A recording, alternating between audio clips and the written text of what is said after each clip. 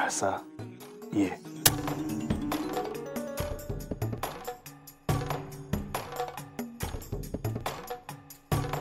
मी तुझीच वाट पाहत होतो. मला तुझ्याशी बोलायचं होतं. मी या इथे आलो आणि हाच विचार करत होतो की तू बानूला गडावर का घेऊन आलीस. हो, मी समजू शकते. माझी आणि बानूची भेट झाल्यावर बानू मला त्याबद्दल विचारणार यात काहीच शंका नाही. स्वाभाविक आहे. मी आता तिलाच भेटायला गेले होते. म्हाळसा मला त्याबद्दलच तुझ्याशी बोलायचं होतं. मी तिला गडावर आणून काही चूक केलं आहे असं नाही ना म्हणायचं तुम्हाला? नाही म्हाळसा,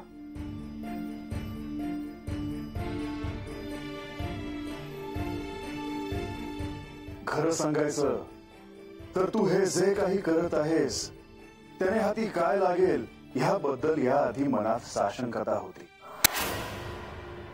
म्हाळसा, तू बानूला सूक्ष्म देहाने गडावर घेऊन आलीस.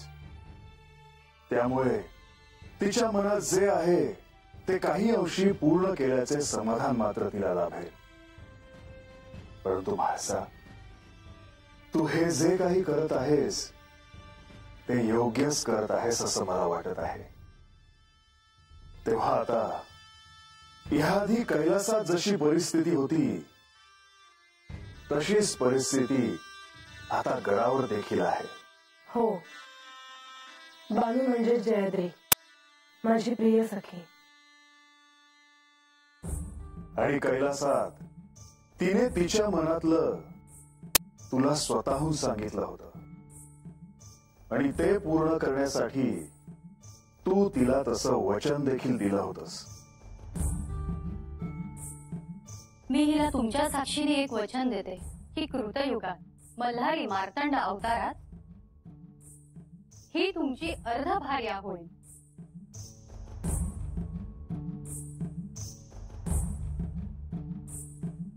आणि आज या कृतयुगात मल्हारी मार्तंड अवतारात ती तुमची अर्धभार्या झालीच. परंतु त्यावरच हे सारं काही संपणार नव्हतं आणि संपणार देखील नाही. बानूला जर पुन्हा कैलासात जायचं असेल तर त्यासाठी तिला प्रयत्न करणं हे कर्मप्राप्त आहे. जे मी करते आहे. मी तिला सूक्ष्म देहाने गडावर आणलं. त्यामुळे हा गड, इथली माणसं, इथल्या सुखाची अभिलाषा, तिच्या मनात असलेले विचार, तिच्या कल्पना ह्या पूर्ण होतीलच. ती सूक्ष्म देहाने या गडावर आली आहे, परंतु या सुखाचा उपभोग मात्र तिला घेता येणार नाही. परंतु एक मात्र निश्चित की ह्या साऱ्याची अनुभूती मात्र तिला घेता येईल. हो, एका प्रकारे तिच्या आध्यात्मिक मार्गातील हा फार मोठा क्षण असेल. तिच्यासाठी ही फार मोठी अनुभूती असेल. तिची आध्यात्मिक पातळी उंचवण्यासाठी तिच्यासाठी ही एक संधी असेल. निश्चितच. म्हाळसा, तुझ्या ह्या प्रयत्नांमुळे हाती काही लागेल की नाही याबद्दल याआधी विचार मात्र मनात होता. तुम्हाला अजूनही तसंच वाटतंय का? नाही, आता मात्र मला तसं वाटत नाही. मला ह्याचा आनंदच आहे की बानूला सत्य काय आहे हे कळावं, तिची आध्यात्मिक प्रगती व्हावी, यासाठी तिला संभ्रमात पडतील असे निर्णय तू घेते आहेस. आणि ज्यातून अर्थातच बानूलाच लाभ होणार आहे. हो, माझ्या वागण्याचे नेमके प्रयोजन बानूला जाणवणार नाही. आणि आमच्या भेटीत मी तिला हेच समजवण्याचा प्रयत्न केला आहे. जे आपल्या डोळ्यांनी केवळ दिसतं ते अंतिम सत्य नसतं याची जाणीव तिला व्हायला हवी. निश्चितच. आणि तिला हे लवकरात लवकर कळावं असं मला वाटतं. पण मी देखील त्याच क्षणाची वाट पाहत आहे.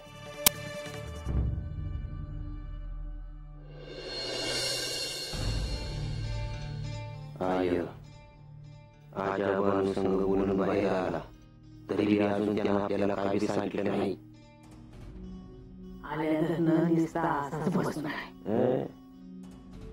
मी काय म्हणतो तू आज बानू संघ बोल की.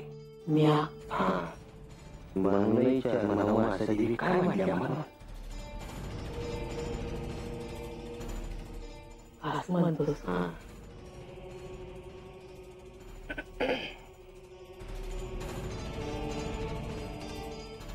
ये शेवंती, कुठं चाललीस? अरे कुठं नाही, हातच बाणूसंग बोलून येते वाईस. कवातून बाहेर चालली नाही. ननक तिला बसू दे आतमध्येच. काय रे? आता तिला बोलायचं असतं तर बाहेर नसती का आली? राहिलं. पण आता तू तरी आम्हाला काय सांगणार आहेस का नाही? हा सांग की, देवी काय म्हणल्या बाणूला, विचारच काय? आता विचारलं की तुम्ही काय काळजी करू नका. समजा चांगलं होणार आहे. म्हणजे बाणूला तर असं वाटायला लागलंय तिच्यात आणि देवीमध्ये तंटा व्हायचा नाही. त्या आता आल्या, बाणूनं जेवण केलं, त्यांचा राग झाला. तुला सांगतो शेवंती, आज न उद्या बांधू करावर जाणार. नाही, मला नाही वाटत ते. ए रंग्या, अरे चांगलं बोल की. आहे का आता? मला जी वाटलं ती मी सांगितलं. हा. मला सांग, बाणून हतर राहायचं नाही म्हणून असं देवीने काय काय नाही केलं? आठवतंय ना? आणि हे सगळं विसरून त्या तिला गडावर कशा पाहिजे द्याल? अगं होय की, त्यो राग त्यांच्या मनामध्ये असता तर त्या आता आल्या असत्या होय. आणि समजा आयुष्यात त्या असंच वागत आहे की. आता आज न उद्या त्यास मी वाटेल बाणूला जे होवं ते द्यायलाच होवं.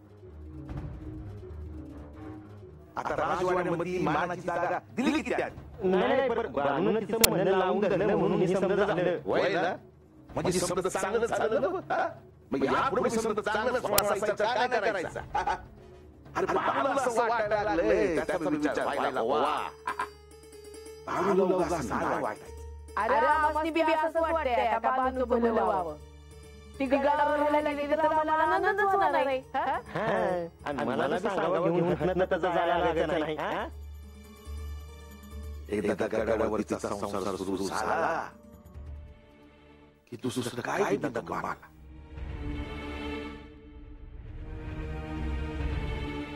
काय काय घडतंय मला काय सुधरणं झालं बोल बाबा. तुला असं नाही ना, म्हणजे टीव्हीमध्ये आणि बांगलामध्ये केवढा तंटा होता आणि आज त्यांच्याकडे जाऊन बी आलेत म्हणून.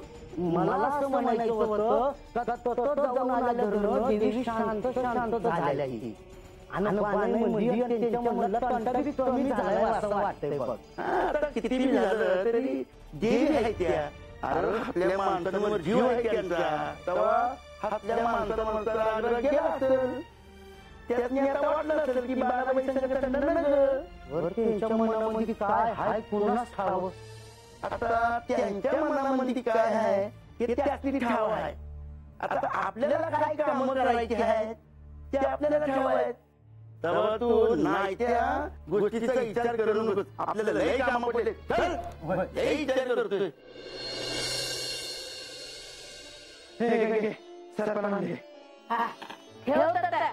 होय, आणि काय होतंय जर काम केलं तर? बोलायच पाहिजे समजायच्यामध्ये. सकाळ सकाळ तंटा करू नका रे. नारायण नारायण. बसून देऊ नका. शुभम भवतु शुभम भवतु. महाराज, सकाळ सकाळ तुमचं दर्शन झालं, भाग्य म्हणायचं आमचं. नारायण नारायण. परंतु बानू कुठे आहे? ती दिसत नाही की. होय, मी बोलली होती. बानू, हे बानू. हे शेवंत, अगं बाणू कुठं आहे? नारायण नारायण. मी आलो आहे हे ध्यानात येताच क्षणीच ती बाहेर येते. परंतु आज अद्यापही बानू बाहेर आलेली नाही.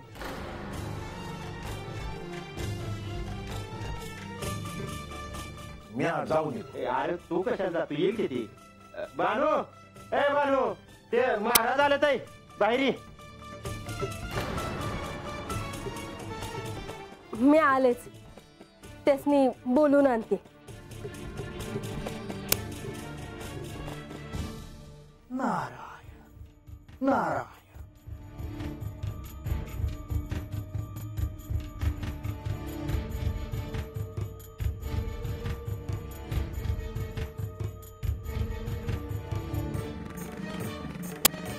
शुभम भवतु. नारायण नारायण. ही तर बानू नव्हे.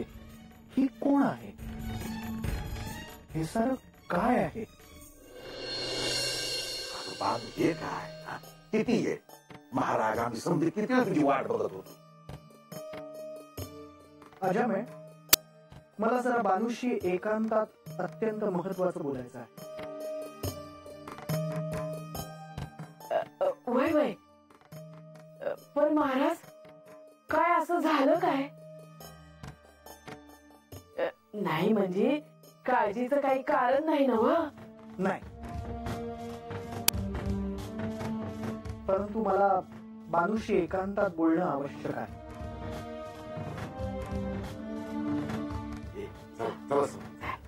नारायण नारायण.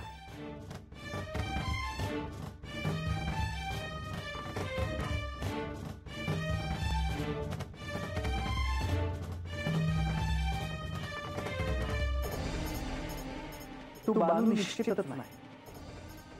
कोण आहे? हो, कोण आहेस तू? आणि बानू कुठे आहे? त्या सीताराम महाराजांच्या गडावर घेऊन गेले आहे. मी हा त्यांचं रूप आहे. नारायण नारायण.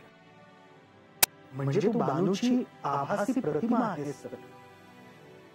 परंतु हे साक्षात श्री महाराजांनी केलं.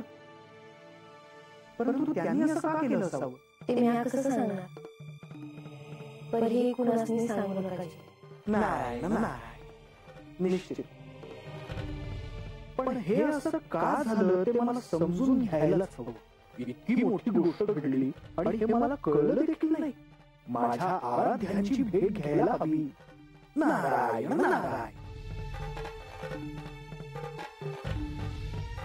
हो महाराज, तुम्ही आल्याला निघाला. होय अजामे. काळजीचं काही कारण आहे ना? नाही, काळजीचे काही कारण नाही. आता सगळं शुभ घडणार, मंगलमय होणार. निश्चिंत राहा. येतो मी. नारायण नारायण.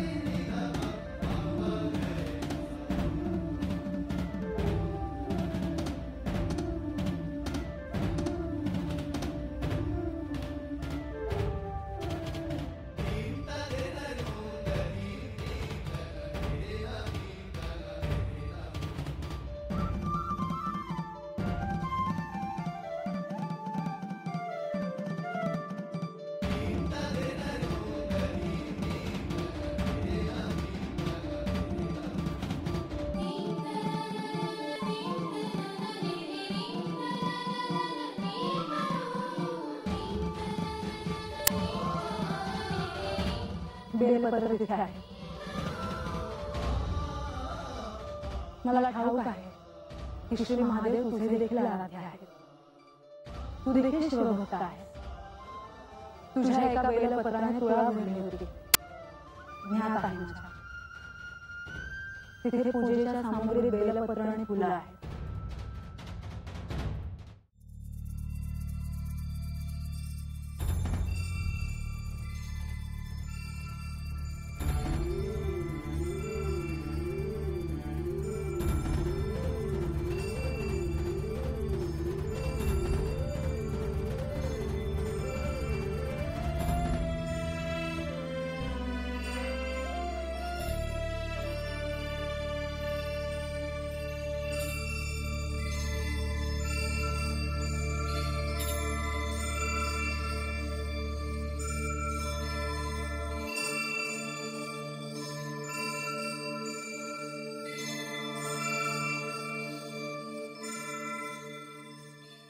बानू,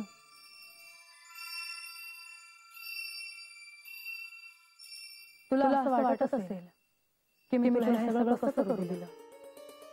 ज्या माणसाने आपल्या पतीचा विवाह झाला म्हणून त्या बानूला जेजुरी गडावर येण्याची अनुमती दिली नाही. ज्या माणसाने जेजुरीतून बानू निघावं म्हणून खूप प्रयत्न केले. आज तीच माणसा शिवमंदिरात स्वतःहून तिला बेलपत्र आणि फुलं घालायला सांगते आहे. प्रसंगी तुला नवलही वाटेल, पण बानू, या स्थळी माझे पती आहेत ही भावना माझ्या मनात नसते. या स्थळी मी केवळ आणि केवळ त्यांची भक्त आणि ते माझे आराध्य असतात. महादेव म्हणजेच खंडेर आणि खंडेर म्हणजेच महादेव हे जेव्हा मला ठाव पडलं तेव्हा धनुर्मासात देवांची पूजा करायला लागली. ठाऊक आहे मला, आणि म्हणूनच तुझा आणि त्यांचा विवाह झाला. हे मला सोडून ही जेजुरी सोडून तुझ्याकडे गेले. एखाद्या स्त्रीचा पती तिला सोडून गेल्यावर तिला काय वाटत असेल हे तुला नाही कळणार.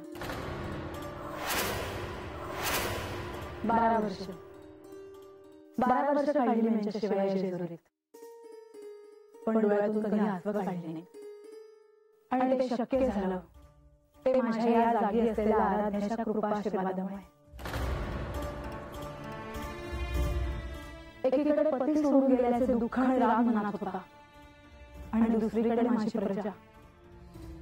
या प्रजेची मी सम्राज्ञी. त्यांचे दायित्व होते माझ्यावर. त्या प्रजेसाठी डोळ्यातून अश्रू न काढता राज्यकारभार केला मी, आणि त्यासाठी मी जे बळ मागितले ते माझ्या आराध्याकडून. पर तुम्हीच त्यासनी शाप दिला होता ना? हो, दिलाच होता. कारण तेव्हा त्यांच्या वागण्याचा मला राग आला होता, माझा अवमान झाला होता. पण तो शाप एका बायकोने दिला होता. भक्ताची भक्ती मात्र तशीच होती. मला ठाऊक आहे सगळे असं म्हणत असतील की मी त्यांना शाप दिला. ते योग्य नाही असं म्हणत नाही मी, पण हे सगळं सोसणं सोपं नाही मानू. त्यासाठी बळ लागतं, आणि हे बळ या जागेत मला माझ्या आराध्याकडून मिळालं आहे. केवळ या जागेत माणसा भक्त असते, आणि हे तू ध्यानात ठेव.